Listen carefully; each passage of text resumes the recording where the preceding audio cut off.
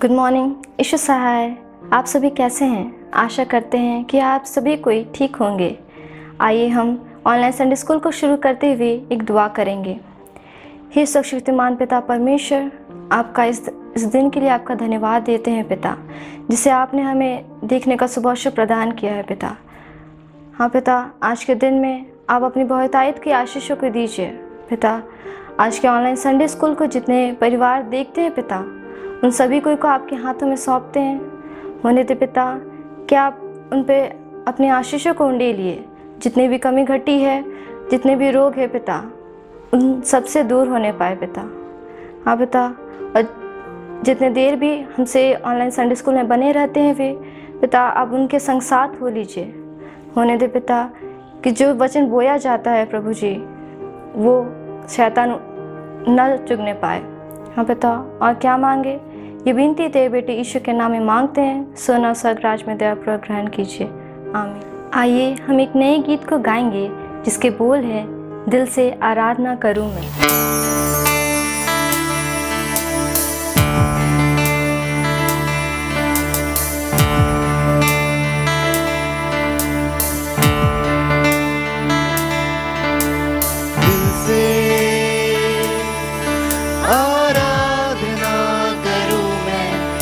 जुबा से नाम तेरा ही लूं मैं, पूरे दिल से आराधना करूं मैं। इस जुबा से नाम तेरा ही लूं मैं, करता हूँ तेरा शुक्रिया मैं प्रभु, करता हूँ तेरा शुक्रिया मैं, करता हूँ तेरा शुक्रिया मैं प्रभु, करता हूँ तेरा शुक्रिया मैं। तेरे फजल में, तेरी दया में लिपटा मैं रहता हूँ।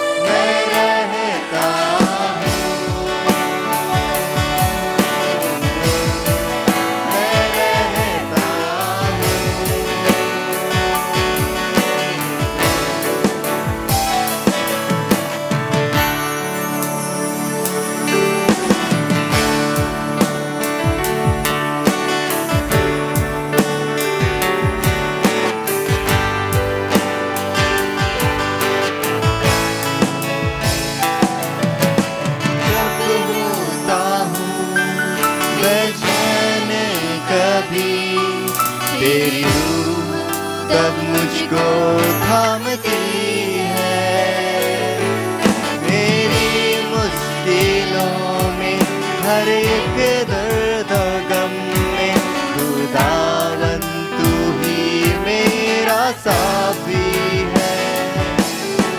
जब होता हूँ बेचैन कभी, तेरी रूह तब मुझको थामती है, मेरी मुश्किलों में हर एक दर्द गम में, खुदावन तू ही मेरा साथी है।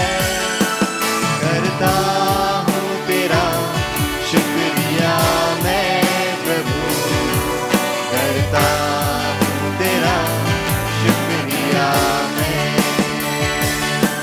करता हूँ तेरा शुक्रिया मैं प्रभु, करता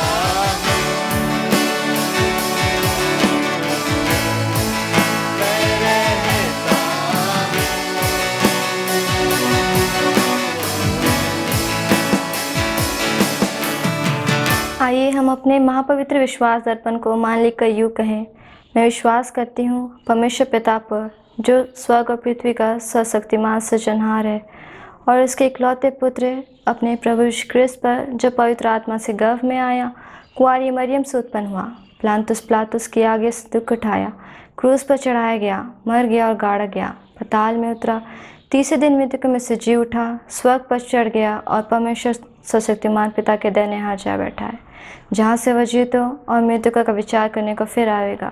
मैं विश्वास करती हूँ पवित्र आत्मा पर, एक ही पवित्र स्थानीय कलीसिया, पवित्रों की संगत पर, पापों की क्षमा, देह के जी उठने और अनंत जीवन पर। आमीन। सबों को यीशु सहाय। मैं विश्वास करती हूँ कि आप लोग को पिछले संडे का वचन याद होगा, तो जिन किन्हों को भी याद है तो वो कमेंट बॉक्स में ज़रूर कमेंट करें। तो पिछले संडे का जो वचन सबसे पहले कमेंट किया था, उनका नाम है शीतल शालिनी। तो आज का जो स्मरण वचन ठहराया गया है वो इस प्रकार है। पहला पत्रस 5 अध्याय का 7वां पद, जिसमें कि यूँ लिखा है, अपनी सारी चिंता उस पर डाल दो क्योंकि उसको तुम्हारा ध्यान है। आमीन। तो मैं आशा करती हूँ कि ये वचन आप लोग याद कर लीजिएगा और अगले संडे जब पूछा जाएगा तो कमेंट कर दीजिएगा। आइए हम एक कहानी को सुनते हैं।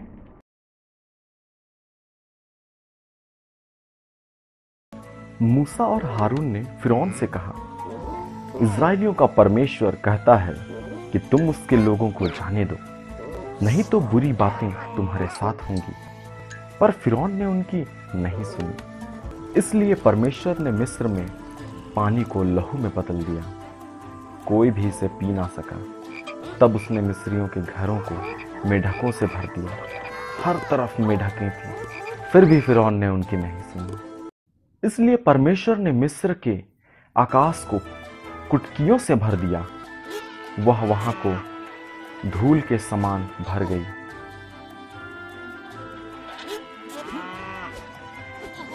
फिर उसने मिस्र देश को डांसों से भर दिया, फिर भी फिरौन ने उनकी नहीं सुनी। इसलिए परमेश्वर ने मिस्र के जानवरों को मार दिया, घोड़े, गधे, ऊंट, भेड़े और बकरियां सब मर गए। फिर उसने मिस्री लोगों को फोड़े से पीड़ित किया, फिर भी फिरौन ने उनकी नहीं सुनी। परमेश्वर ने मिस्र की फसल का नाश करने के लिए ओलों की वर्षा भेजी, उनकी जौ और सन की फसल नष्ट हो गई। तब उसने बचे हुए फल को खाने के लिए टिड्डियां भेजी, फिर भी फिरौन ने उनकी नहीं सुनी। इसलिए परमेश्वर ने देश में अंधकार भेजा, फिर भी फिरौन ने उनकी नहीं सुनी। परमेश्वर ने कहा, मैं मिस्र में प्रत्येक पहिलौठों को मार दूंगा और सभी पशुओं के पहिलौठों को भी। मेरे लोग एक मेमने को मारें, उसे खाएं और उसकी लहू को उनके द्वार की चौखट पर लगाएं। मैं लहू को देखूंगा और उनके घरों को छोड़ दूंगा, उनके बच्चे नहीं मरेंगे। तुम इसे फसह कहोगे और सदा उसे याद रखोगे। इज़राइलियों ने परमेश्वर की आज्ञा मानी, पर मिस्रियों के पहिलौठे मर गए, यहाँ तक कि फिरौन का पुत्र भी। अंत में फिरौन ने सुनी, उसने इज़राइलियों को जाने दिया। सबों को यीशु सहाय। आइए हम आज वचनों को देखते हैं। तो आज का वचन जो हमारे लिए ठहराया गया है वो लिखा है मत्ती रचित सुसमाचार 13 अध्याय उसका 1 पद से लेकर 9 पद तक। तो इसमें ऐसा लिखा हुआ है, बीज बोने वाले का दृष्टांत। उसी दिन यीशु घर से निकलकर झील के किनारे जा बैठा और उसके पास एक बड़ी भीड़ इकट्ठा हुई कि वह नाव पे चढ़ गया और सारी भीड़ किनारे पे खड़ी रही। और उसने उनसे दृष्टांतों में बहुत सी बातें कहीं। एक बीज बोने वाला बीज बोने निकला। बीते समय कुछ बीज मार्ग के किनारे गिरे और पक्षियों ने आकर उन्हें चुग लिया। कुछ बीज पथरीली भूमि पे गिरे और उन्हें बहुत सी मिट्टी ना मिली और गहरी मिट्टी ना मिलने के कारण वे बहुत जल्द उग आए। पर सूरज निकलने पे वे जल गए और जड़ ना पकड़ने से सूख गए। कुछ बीज झाड़ियों में गिरे और झाड़ियों ने बढ़कर उन्हें दबा डाला। पर कुछ बीज अच्छी भूमि पे गिरे। और फल लाए, कोई 100 गुना, कोई 60 गुना और कोई 30 गुना। जिसके कान हो वह सुन ले। तो अब हम इस जो हमारा आज का दृष्टांत है, जो वचन है, उसको हम अर्थ समझते हैं। तो इसका अर्थ समझने के लिए हमारा बाइबल में ही वचन जो है वो दिया गया है, और इसका अर्थ जो दिया गया है वो लिखा है लूका में। और लूका का हम लोग निकालेंगे उसका 8 अध्याय उसका 11 पद। इसमें ऐसा है जो हम लोगों ने पढ़ा बीज बोने वाले का दृष्टांत में, कि जो यहाँ पे जो बीज है वो जो दर्शाता है वो है परमेश्वर का वचन, और मार्ग के किनारे वे हैं जिन्होंने सुना, तब शैतान आकर उनके मन में से वचन उठा ले चाहता है कि कहीं ऐसा ना हो कि वे विश्वास करके उद्धार पाए। इसमें ऐसा लिखा गया, जो इसका अर्थ है वो परमेश्वर इसमें बताना चाहते हैं अपने चेलों को और जो वहां पे भीड़ इकट्ठा थी उन लोगों को, कि शैतान यहाँ पे ऐसे कार्य करता है कि शैतान को सब कुछ पता रहता है, हमारी जो अच्छाइयाँ, हमारी जो कमियां हैं, जो अच्छाइयाँ, हमारा जो स्ट्रेंथ है, उसे सब पता रहता है। तो वो परमेश्वर से हमको अलग करना चाहता है, और यहाँ पे वो हमें परमेश्वर से दूर ले जाकर हमारा जो उद्धार का जीवन है और परमेश्वर के साथ हमारा जो जीवन है उससे हमें दूर करना चाहता है और हमें परमेश्वर से अलग कर देता है। और आगे लिखा गया है कि चट्टान पर के वे हैं जो सुनते हैं तो आनंद से वचन को ग्रहण तो करते हैं, परंतु जड़ न पकड़ने से वे थोड़ी देर तक विश्वास रखते हैं और परीक्षा के समय बहक जाते हैं। जी हाँ मेरे प्रियो, इस वचन के द्वारा जो यहाँ पे लिखा हुआ है हमें ये समझाता है कि हम परमेश्वर के वचन को तो सुनते हैं पर उस पर विश्वास नहीं रखते हैं। हमारा जो विश्वास है वो डगमगा जाता है। जी हाँ, जैसे कि हम जानते हैं कि जब एक पेड़ जब उगता है वो बड़ा होता है और उसके जड़ भी जो है चारों तरफ फैल जाते हैं, लेकिन जब आंधी तूफान बारिश आती है तो वहां का जो मिट्टी है अगर वो जड़ अच्छे से नहीं पकड़ता है तो वहां की मिट्टी क्या होती है, निकल जाती है और वो पेड़ गिर जाता है। वैसे हमारा विश्वास है मेरे प्रियो, हमारा विश्वास अगर परमेश्वर के साथ डगमगा जाएगा, अगर उस जड़ को नहीं पकड़ेगा तो हम भी है जो है परमेश्वर से दूर होते चले जाते हैं। और जैसे कि हम वचन में पाते हैं मत्ती 17 का उसका 20, इसमें ऐसा लिखा हुआ है, क्योंकि मैं तुमसे सच कहता हूँ यदि तुम्हारा विश्वास राई के दाने के बराबर भी हो तो इस पहाड़ से कह सकोगे। जी हाँ, अगर हमारा विश्वास उस छोटे से राई के दाने के बराबर भी हो तब भी हमारे लिए कुछ भी कार्य जो है असंभव नहीं होगा। हम परमेश्वर के द्वारा हर एक कार्य, चाहे वो पहाड़ भी हिलाने का कार्य हो, लेकिन हमारा एक छोटा सा विश्वास जो है उस बड़े से बड़े चट्टान, उस बड़े से बड़े पहाड़ को हिला सकता है, उसे दूर कर सकता है। हमारे सामने जो भी हमारे जीवन में परेशानियां हैं, समस्या है, विघ्न है, जो हम मनुष्य नहीं सुलझा सकते हैं, उसे दूर नहीं कर सकते हैं, लेकिन अगर हम परमेश्वर के मार्ग पे चले, परमेश्वर से हर एक उस विघ्न के लिए, हर एक उस परेशानी, हर एक उस बाधा के लिए अगर हम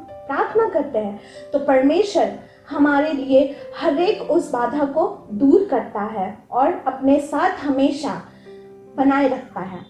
आगे लिखा है, जो झाड़ियों में गिरा ये वे हैं जो सुनते हैं पर आगे चलकर चिंता और धन और जीवन के सुख विलास में फंस जाते हैं और उनका फल नहीं पकता। जी हाँ, जैसे कि हम अपने जीवन में परमेश्वर के वचन को तो सुनते हैं, बहुत सारी प्रार्थना सभाओं में जाते हैं, परमेश्वर के भवन में जाते हैं और वहां पे परमेश्वर को वचन को सुनते हैं और उसे अपने जीवन में ग्रहण भी करते हैं, पर जब हम वहां से हट जाते हैं, जब वो प्रार्थना सभाएं खत्म हो जाती है और हम फिर से अपने जीवन के कार्य में लग जाते हैं, हमारा धन, हमारा जीवन कि हम क्या करेंगे, उन चिंताओं में हम घिरे रहते हैं, उस समय हम परमेश्वर से दूर हो जाते हैं। जैसा वचन में लिखा है मत्ती 6 का उसका 31 से 32 तक में लिखा है, इसलिए तुम चिंता करके ये न कहना कि हम क्या खाएंगे, क्या पिएंगे या क्या पहनेंगे, क्योंकि अन्य जाति इन सब वस्तुओं की खोज में रहते हैं और तुम्हारा स्वर्ग पिता जानता है कि तुम्हें ये सब वस्तुएं चाहिए। जी हाँ, परमेश्वर पिता, हमारा जो परमेश्वर है, उसे सब कुछ पता रहता है। अपने बच्चों के बारे में उसे हमेशा ध्यान रहता है कि उसके बच्चों को किस समय क्या चीज़ों की ज़रूरत होती है। तो हमें इस बात की चिंता करने की आवश्यकता नहीं है कि हमें ये वस्तु कब मिलेगी, हमें जो सफलता कब मिलेगी। अगर हम इस समय अपने जीवन में असफलताओं को पाते हैं, लेकिन उसी वक्त अगर हम परमेश्वर से भी दूर रहेंगे तो उस असफलता से हम कभी निकल नहीं पाएंगे। लेकिन अगर हम परमेश्वर के सामने दीन होकर अपनी असफलताओं को, अपनी कमजोरियों को परमेश्वर के सामने मान लेंगे, तो परमेश्वर को हमारा ध्यान रहेगा और हर एक जो चिंता है हमारी जीवन की, कि हमारा नौकरी का क्या होगा, हमारा जीवन का क्या होगा, हम अपने उद्देश्य को नहीं जान पाते हैं। तो हमारा उद्देश्य, जब हम कहीं पे इसका उत्तर नहीं मिलता है, तो हमारा सिर्फ एक ही उत्तर देने वाला है और वो है परमेश्वर पिता।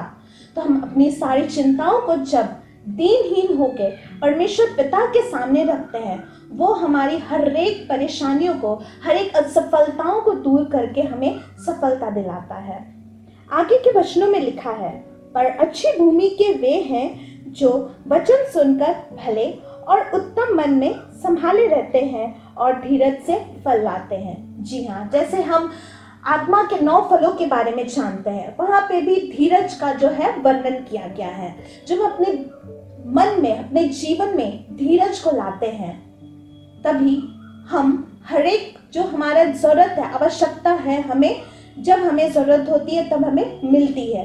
अगर हम कुछ चीज को चाहेंगे कि हमें उसी समय और उसी पल में मिल जाए, तो क्या होगा, हमें वो चीज नहीं मिलता। जैसे कि जब हम कोई पेड़ को लगाते हैं और हम उसे चाहेंगे कि वो तुरंत ही हमें फल दे, लेकिन ऐसा नहीं होता। अगर हम उसे धीरज धरते हुए उस पेड़ को पानी डालेंगे, उसमें खाद डालेंगे और हमें उसे रोज दिन हम उसे खोद करके उसे क्या है अच्छी तरीके से बढ़ाएंगे और इंतजार करेंगे, धीरज धरेंगे, ताकि वो एक दिन बड़ा होके हमें एक बहुत ही स्वादिष्ट और सुंदर फल दे, तभी हम उस फल को प्राप्त कर सकते हैं। इसीलिए हमें जरूरत है कि अपने जीवन में उस धीरज को अपनाएं, ताकि परमेश्वर पिता अपने आप ही हमें सब कुछ देगा। इस वचन को आशा करते हुए हम अपने जीवन में जरूर से मन में, अपने जीवन में और हर एक कोई को भी हमें इस वचन को बताना है और अपने जीवन में अपनाना है। आइए हम इस छोटी सी जो वचन है उसके लिए प्रार्थना करते हैं और इस वचन के द्वारा परमेश्वर पिता हम सबों को आशीष दे। आइए हम प्रार्थना करें। धन्यवाद धन्यवाद स्वर्ग के पिता परमेश्वर। हाँ पिता परमेश्वर, एक बार फिर पिता आपके चरणों तले आते पिता परमेश्वर, और तमाम आशीष के लिए पिता परमेश्वर आपको धन्यवाद देते पिता, जो आपने दिया है पिता परमेश्वर। हाँ पिता परमेश्वर, जो आपने पिता आज का वचन ठहरा है पिता परमेश्वर। हाँ पिता परमेश्वर, हमारे जीवन में पिता परमेश्वर आपके हाथ में सौंपते पिता परमेश्वर, ताकि पिता परमेश्वर हम एक अच्छा बीज बने पिता परमेश्वर, हम ऐसा बीज बने पिता परमेश्वर जो पिता अच्छी भूमि पे गिरता है पिता परमेश्वर, और बहुत दायत से पिता परमेश्वर 100 गुना 60 गुना और 1000 गुना फलवंत हो पिता परमेश्वर। हाँ पिता परमेश्वर, हमारे जीवन से पिता परमेश्वर बस हमारा ही नहीं पिता परमेश्वर, वरन पिता परमेश्वर हमारे हर एक जो पिता परमेश्वर आस पड़ोस में रहते पिता, हर एक कोई पिता परमेश्वर आशीषित पाए पिता परमेश्वर। इस वचन को पिता परमेश्वर हर समय पिता परमेश्वर अपने मन में पिता परमेश्वर गहराई में पिता परमेश्वर डाले पिता परमेश्वर, ताकि पिता परमेश्वर हम धीरज धरते हुए पिता परमेश्वर आपके संग साथ हो पिता परमेश्वर, ताकि पिता परमेश्वर हम एक दिन पिता परमेश्वर आपके स्वर्ग राज के लिए पिता परमेश्वर भागीदारी होने पाए पिता परमेश्वर।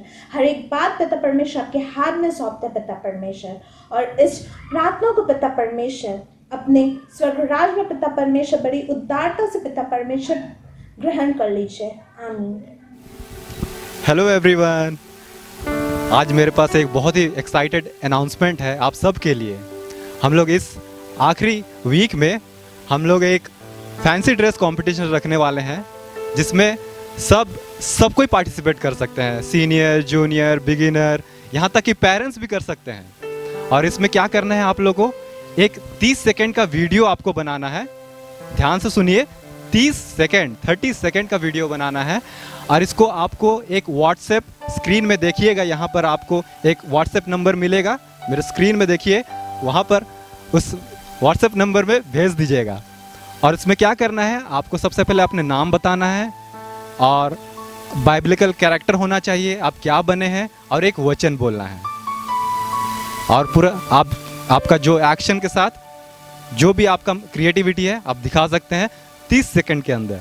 और इस वीडियो को जमा करने का जो लास्ट डेट है वो है 26 जून, यानी कि 26 जून तक इस दिए गए व्हाट्सएप नंबर पर आप जमा कर दीजिएगा। धन्यवाद।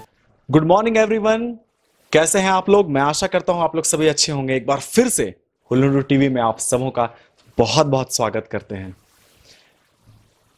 आज का हमारा हुल्लुंडू टीवी का ये 5वां एपिसोड है जो अभी हमारे साथ लगातार बने हुए हैं। मैं तहे दिल से धन्यवाद करता हूं आप सभी लोगों का जो हमारे साथ हर संडे जुड़ते हैं और हमारे साथ सहभागी होते हैं। मैं बता दूं कि पूरे रांची से हुल्लुंडू लेकर के पूरे झारखंड में हमारा चैनल प्रसिद्ध होता चला जा रहा है और काफी लोग हमें देख रहे हैं।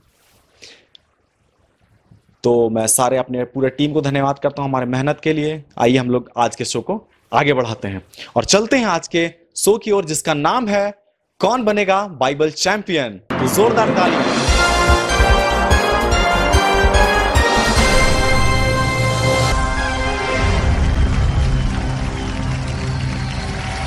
बहुत बहुत धन्यवाद। आज के शो के लिए हम बुलाना चाहते हैं हमारे बीच कौन आए होंगे, आपको क्या लग सकता है? कोई गेस कर सकता है? आप हमें लाइव कमेंट में कर सकते हैं कि कौन आने वाले हैं। तो हमारे साथ कौन आई होगी? जी हाँ, आपने सही पहचाना, उनका नाम है नीलिमा। नीलिमा, आपका बहुत बहुत स्वागत है हमारे इस हुल्लुंडू चैनल में। और जैसा कि हम लोग जानते हैं कि पिछले बार आप हमारे साथ खेली थी और बहुत अच्छा आपने खेला, कुछ नंबर से आप पीछे हो गई थी, ठीक है। लेकिन इस बार मैं आशा करता हूं कि आप इस कौन बनेगा बाइबल चैंपियन में बहुत अच्छा परफॉर्म करेंगी और आप अच्छे से पढ़ करके आई होंगी, तैयारी करके आए हैं ना? हाँ जरूर। ठीक है, तो बढ़ते हैं खेल की ओर। लेकिन उससे पहले हम लोग जानेंगे आज के खेल का नियम। कौन बनेगा बाइबल चैंपियन में आपके पास सवाल काफी है हमारे पास, लेकिन आपको उसमें से 4 ऑप्शन में एक सही जवाब होगा, ये आप सभी जानते हैं। लेकिन नीलिमा, आपके लिए एक ऑप्शन ये मैं इसमें हम लोग जोड़े हैं जिसका नाम है एक लाइफलाइन आपको मिलेगी। आप काफी लकी हैं इस बात के लिए क्योंकि आपको लाइफलाइन मिल रही है। पिछले बार जब हम लोग शो किए थे तो उसमें लाइफलाइन का कोई चांस नहीं था, आपको लाइफलाइन मिलता है और वो है फोन ऑफ फ्रेंड। आपको जितने सवाल करेंगे उसमें से किसी में भी यदि आप अटकते हैं आप अपने फ्रेंड को फोन कर सकती हैं, किसी को भी, लेकिन सिर्फ एक बार। तैयार हैं? जी तैयार हूँ। तो बढ़ते हम लोग अगले सवाल, अगले नहीं, पहले सवाल की ओर। पहला सवाल आपके कंप्यूटर स्क्रीन पर और आपके मोबाइल स्क्रीन पर ये रहा। परमेश्वर द्वारा मिस्र में भेजी गई 8वीं विपत्ति कौन सी थी? सवाल एक बार फिर से, परमेश्वर द्वारा मिस्र में भेजी गई 8वीं विपत्ति कौन सी थी? ऑप्शन ये रहा। ऑप्शन ए, टिड्डियों का आक्रमण। ऑप्शन बी, जल का लहू बनना। ऑप्शन सी, मेढकों का आक्रमण। या फिर ऑप्शन डी, ओलों की वर्षा। आपका समय शुरू होता है अब। जल का लहू बहना, मेंढकों का आक्रमण। सोच के जवाब दीजिएगा नीलिमा जी।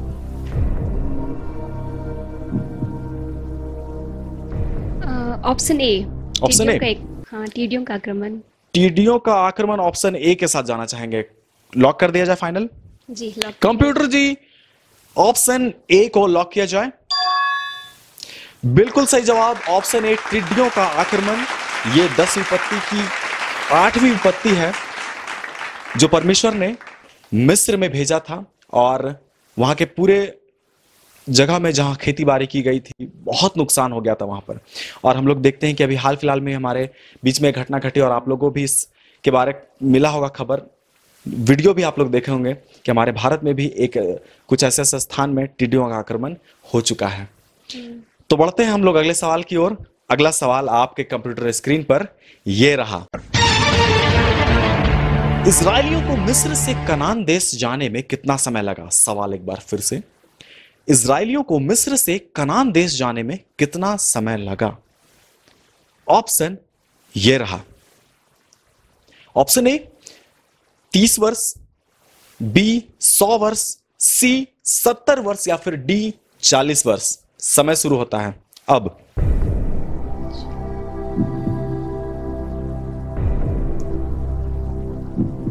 काफी समय है, आप सोच के जवाब दे सकती Neelima ji. Option D. Option D जी। कंप्यूटर जी, ऑप्शन डी को लॉक किया जाए। Option D is the right answer, 40 वर्ष। शुरू में तो मैं कंफ्यूज थी, मुझे लग रहा था 40 हो गया या फिर 70 होगा, लेकिन मुझे याद आया कि मैंने संडे स्कूल में बच्चों को पढ़ाया था, तो अचानक से मुझे याद आ गया था, इसीलिए मैंने ऑप्शन डी को चुना। संडे स्कूल में पढ़ाना वाकई ही काम आया नीलिमा जी के लाइफ में। यदि आप भी एक संडे स्कूल के टीचर हैं और यदि नहीं भी पढ़ाते, आप संडे स्कूल में पढ़ाइए, आपको बहुत फायदा होगा। आप भी हमारे साथ भाग ले सकते हैं। तो बढ़ते हैं अगले सवाल की ओर। तीसरा सवाल आपके कंप्यूटर स्क्रीन पर यह रहा। मूसा की माता का क्या नाम था? सवाल एक बार फिर से, मूसा की माता का क्या नाम था? ऑप्शन ये रहा। ऑप्शन ए सारा, बी सिपोरा, सी दबोरा या फिर डी याकोबेद? आपका समय शुरू होता है अब। सारा। अच्छा खेल रही हैं आप, सोचकर जवाब दीजिएगा, बहुत अच्छा खेल रही हैं।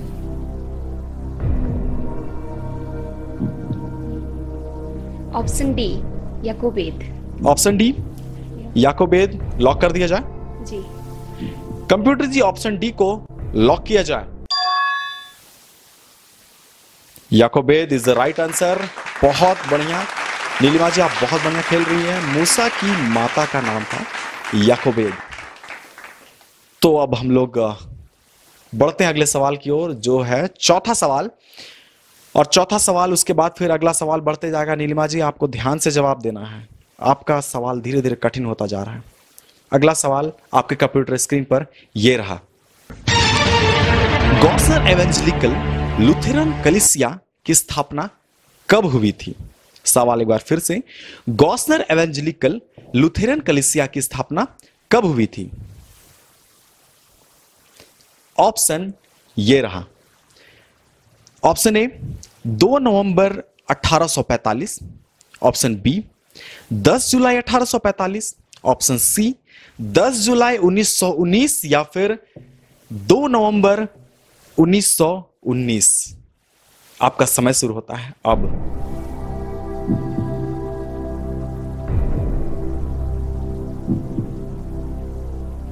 आप लाइफलाइन ले सकती हैं अगर आप नहीं जान रहे तो। जी, मैं लाइफलाइन लेना चाहूंगी। लाइफलाइन लेना चाहेगी? आखिर लाइफलाइन का जरूरत पड़ गई आपको? जी। तो चलिए कंप्यूटर जी, नीलिमा जी अपना लाइफलाइन यूज करना चाहती है, फोन ऑफ फ्रेंड। तो नीलिमा जी, आप किसको फोन लगाना चाहेंगी? मैं निहारिका को फोन लगाना चाहूंगी। निहारिका को फोन लगाना चाहिए। आपकी बेस्ट फ्रेंड है क्या वो? जी हाँ, मेरी बेस्ट फ्रेंड है। ठीक है, कंप्यूटर जी निहारिका जी को फोन लगाया जाए। नोवल कोरोना वायरस को फैलने से रोका जा सकता है। खांसते या छींकते वक्त हमेशा अपने मुंह को रुमाल या टिश्यू से ढकें। हाथों को लगातार साबुन से धोएं। अपनी आंख, नाक और मुंह को छूने से रुकें। हेलो। हेलो निहारिका जी। हाँ हाँ, मैं बोल रहा हूँ कौन बनेगा बाइबल चैंपियन के शो से सत्या बोल रहा हूँ। अरे सत्या सर, आपने मुझे फोन किया? मुझे तो विश्वास ही नहीं हो रहा है। विश्वास कर लीजिए, मैं ही कॉल किया हूँ आपको। वाह, आज तो मेरी किस्मत ही खुल गए। चलिए, आपके किस्मत तो खुल गए और अब आपकी पारी है कि आप अपनी सहेली की भी किस्मत को खोलेंगे। ठीक है? अच्छा।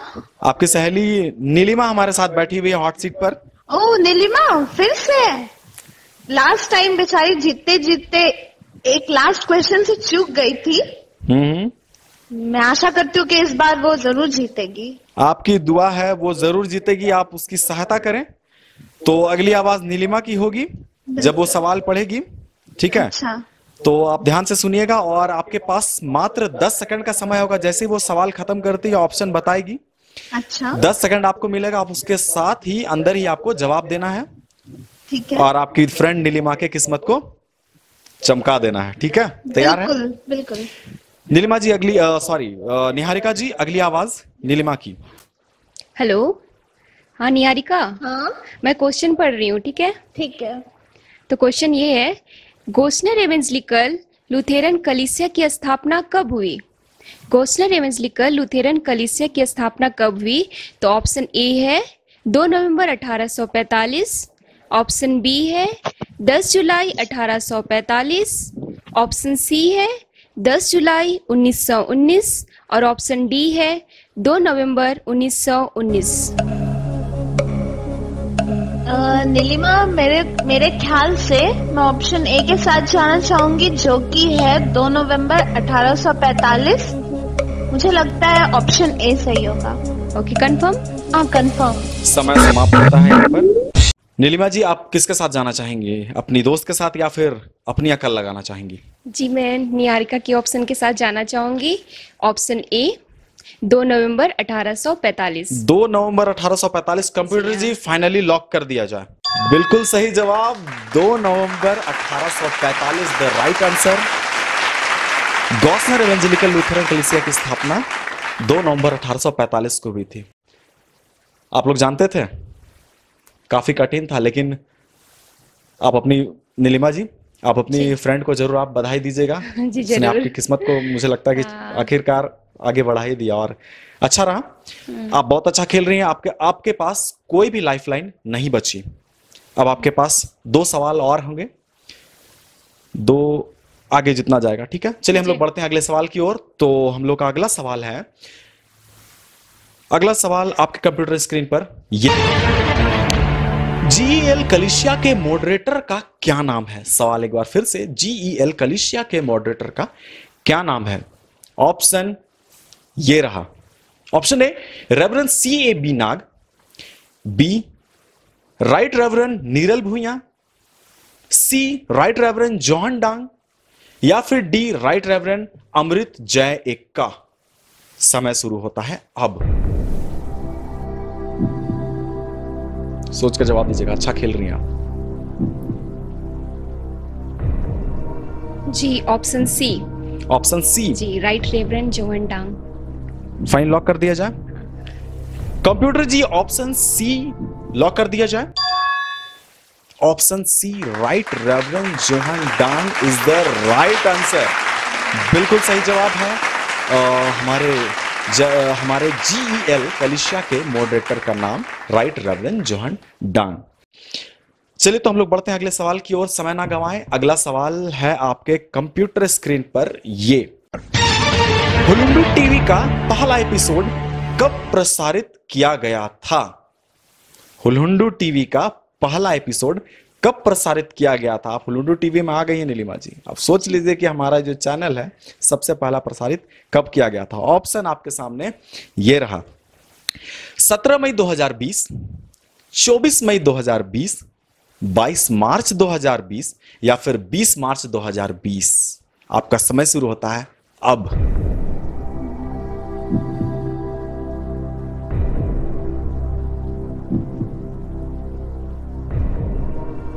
ऑप्शन ए 17 मई 2020।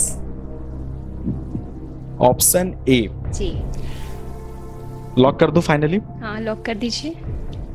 कंप्यूटर जी, ऑप्शन ए 17 मई 2020 लॉक किया जाए। ओ ओ ओ, यहां हमारा समय यहां पर समाप्त होता है। और नीलिमा जी, आपने ऑप्शन ए को सही माना है, लेकिन क्या यह सही जवाब है? हम इसको आपको अगले एपिसोड में बताएंगे कि नीलिमा जी ये जवाब सही दे पाई है या फिर नहीं। यदि आप जानते हैं तो आप भी हमें जरूर लाइव में बता सकते हैं। अभी भी आपके पास समय है, आप अपने जवाब को हमें जरूर बताइए। तब तक के लिए नीलिमा जी, आपका बहुत बहुत धन्यवाद। आप हमारे साथ इस गेम में जुड़ी, लेकिन आपको थोड़ा सा बेचैनी होगा कि पता नहीं मैं जीती हूं कि नहीं। आपको अगले एपिसोड में पता चल जाएगा कि आप जीती हैं या फिर नहीं जीती हैं। ये सरप्राइज रहेगा अगले बार के लिए। तब तक के लिए हमारे साथ बने रहने के लिए आपका बहुत बहुत धन्यवाद। एक बार जोरदार तालियां नीलिमा के लिए, बहुत अच्छा उन्होंने खेला। पिछली बार जो भी उन्होंने गलती की थी, कम मार्क्स लाया था, इस बार उन्होंने बहुत अच्छा खेला है और खेल रही थी। तो चलते हैं, अब हम लोग आज का शो को समाप्त करते हैं। मैं विश्वास करता हूं कि आप लोग सभी आज के शो में हमारे साथ जुड़े हुए थे, आप लोग भी जवाब दिए। आप लोग इसी तरह से हमारे साथ बने रहिए, अपना प्यार हमें देते रहिए, अपना सपोर्ट हमें करते रहिए, हमारे इस शो को दूसरों तक भी पहुंचाइए। तो ये वक्त है हमारे बीच पिछले संडे के कुछ रिपोर्ट को रखने का। पिछले संडे जो हम लोगों ने आपके सामने गेम रखा था जिसका नाम था बाइबल क्विज, और बाइबल क्विज नीलिमा और शारोन के बीच में हुआ था जिसमें शारोन विजेता हुई थी। हमने आपसे इन दोनों से एक सवाल किया था आखिरी में जिसका जवाब दोनों ने नहीं जाना कि इसका जवाब क्या होगा। आइए हम लोग बताएं कि जो लाइव हमें देख रहे थे उन्होंने कौन कौन वो लोग हैं जो उन्होंने जवाब दिया था और सही जवाब दिया था।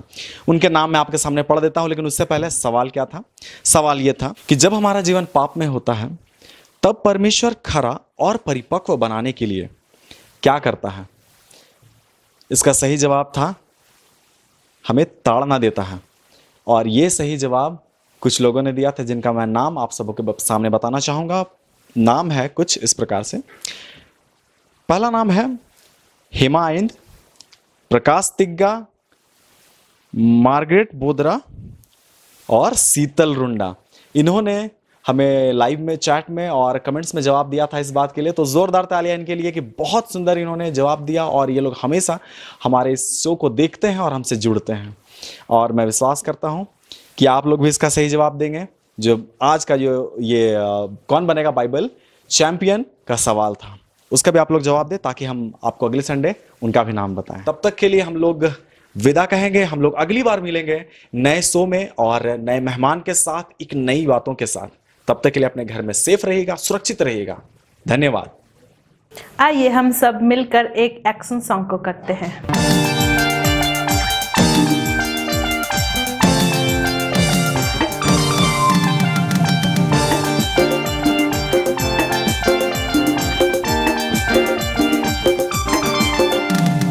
पूर्वे से आंधी रे तूफान, आंधी रे तूफान। पूर्वे से आंधी रे तूफान, आंधी रे तूफान। डोंगा ऊपरे सुनी गेले, डोंगा हिले डोले, डोंगा डगमगा। डोंगा ऊपरे सुनी गेले, डोंगा हिले डोले, डोंगा डगमगा। पश्चिम से आंधी रे तूफान, आंधी रे तूफान। पश्चिम से आंधी रे तूफान, आंधी रे तूफान। डोंगा ऊपरे सुनी गेले, डोंगा हिले डोले, डोंगा डगमगा। डोंगा ऊपरे सुनी गेले, डोंगा हिले डोले, डोंगा डगमगा। उत्तर से आंधी रे तूफान, आंधी रे तूफान। उत्तर से आंधी रे तूफान, आंधी रे तूफान। डोंगा ऊपरे सुनी गेले, डोंगा हिले डोले, डोंगा डगमगा। डोंगा ऊपरे सुनी गेले, डोंगा हिले डोले, डोंगा डगमगा।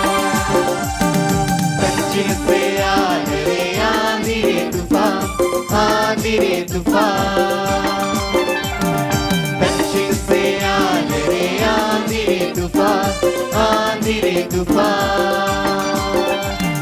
डोंगा ऊपरे सुनी गेले, डोंगा हिले डोले, डोंगा डगमगा। डोंगा ऊपरे सुनी गेले, डोंगा हिले डोले, डोंगा डगमगा।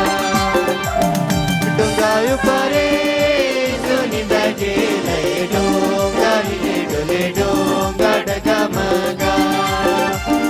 डोंगा ऊपरे सुनी गेले, डोंगा हिले डोले, डोंगा डगमगा। डोंगा ऊपरे सुनी गेले, डोंगा हिले डोले, डोंगा डगमगा। आइए संडे स्कूल को अंत करते हुए हम गाते हैं रिवाइवल सॉन्ग से सॉन्ग नंबर 1178। रिवाइवल सॉन्ग से सॉन्ग नंबर 1178, जिसके बोल हैं प्रेम प्रेम कहे ना दुनिया में नहीं रे।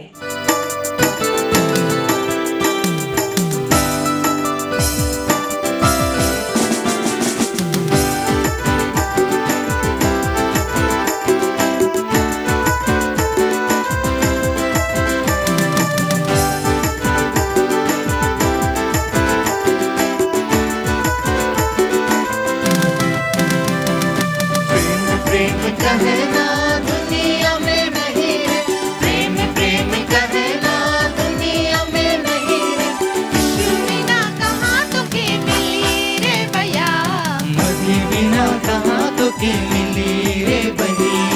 यीशु बिना कहाँ तो के मिली रे भैया, मसीह बिना कहाँ तो के मिली रे बही। प्रेम प्रेम कहना दुनिया में नहीं रे, प्रेम प्रेम कहना दुनिया में नहीं रे।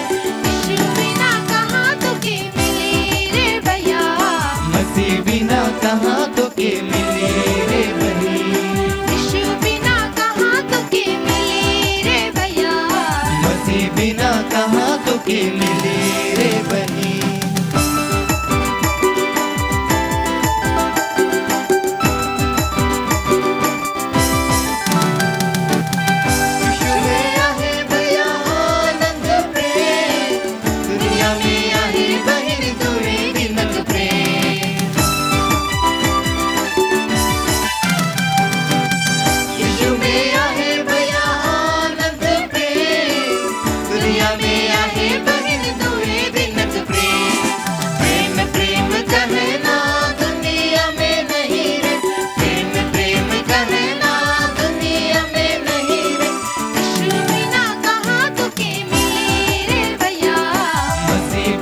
कहाँ तो के मिली रे बही, यीशु बिना कहाँ तो के मिली रे भैया, मसीह बिना कहाँ तो के मिली रे बही।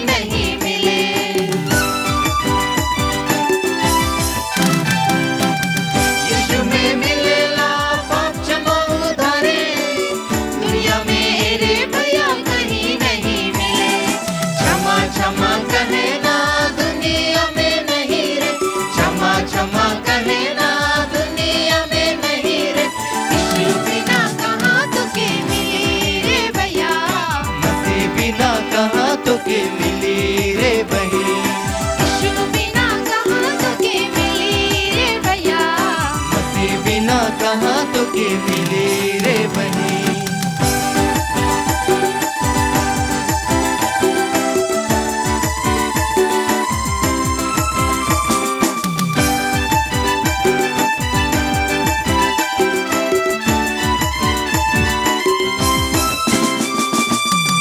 शुक्र लहू भैया हाथ धोई देवी, शुक्र लहू बहन सब शुद्ध करी।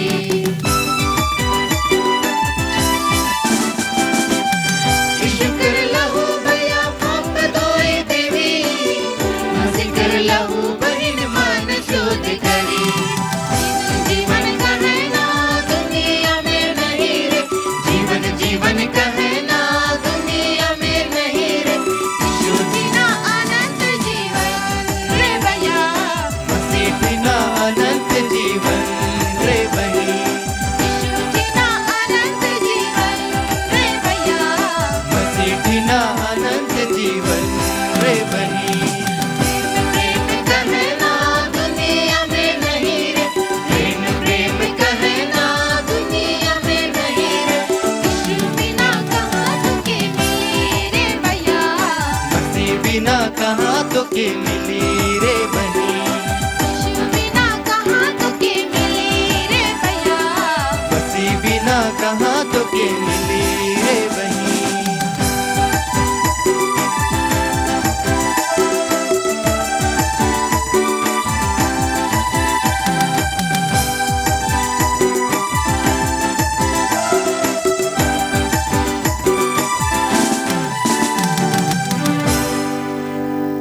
आइए हम संडे स्कूल को अंत करते हुए प्रार्थना करें। हे जीवित अनुग्रहकारी महान परमेश्वर, धन्यवाद देते हैं प्रभु जी आप पिता आज के इस दिन के लिए जो तूने परमेश्वर हमारे को दिया है देखने के लिए पिता। आप परमेश्वर पिता प्रार्थना करते हैं प्रभु जी आप पिता इस संडे स्कूल के लिए जो तूने परमेश्वर पिता हमारी सहायता की मदद की आप पिता कि हम ये संडे स्कूल कर पाते हैं प्रभु, आपकी स्तुति महिमा कर पाते हैं और प्रार्थना करते हैं प्रभु जी हर एक लोगों के लिए जो पिता ये संडे स्कूल को देख रहे हैं। ये पिता हर एक के जीवन में, हर एक बच्चे, हर एक माता पिता, आप पिता उनके हर एक घरों में पिता तो अपनी आशीष को दे और परमेश्वर पिता हर एक को तू हमेशा संभाले और सुरक्षित रख। आप परमेश्वर पिता सारी बातों के लिए पिता आपको धन्यवाद देते हैं और ये छोटी दुआ आपके बेटे उद्धारकर्ता यीशु मसीह के नाम से मांगते हैं, आमीन। हे हमारे पिता तू जो स्वर्ग में है, तेरा नाम पवित्र माना जावे, तेरा राज्य आवे, तेरी इच्छा जैसे स्वर्ग में वैसे इस पृथ्वी पर पूरी हो। और हमारे प्रतिदिन की रोटी आज हमें दे और हमारे अपराध हमें क्षमा कर जैसे हम भी अपने अपराधियों को क्षमा करते हैं। और हमें परीक्षा में ना डाल परंतु बुराई से बचा, क्योंकि राज और पराक्रम और महिमा सदा तेरी है, आमीन। और हमारे प्रभु यीशु क्रिस्त की दया, ईश्वर का प्रेम और पवित्र आत्मा का मिलाप हम सबों के साथ सर्वदा बनी रहे, आमीन। आप सभी को ऑनलाइन संडे स्कूल से जुड़े रहने के लिए धन्यवाद। यदि आप ऑनलाइन संडे स्कूल संबंधित कोई जानकारी देना चाहते हैं तो आप कमेंट बॉक्स में दे सकते हैं। आने वाला संडे हम आपसे फिर से मिलेंगे। धन्यवाद। यीशु सहाय।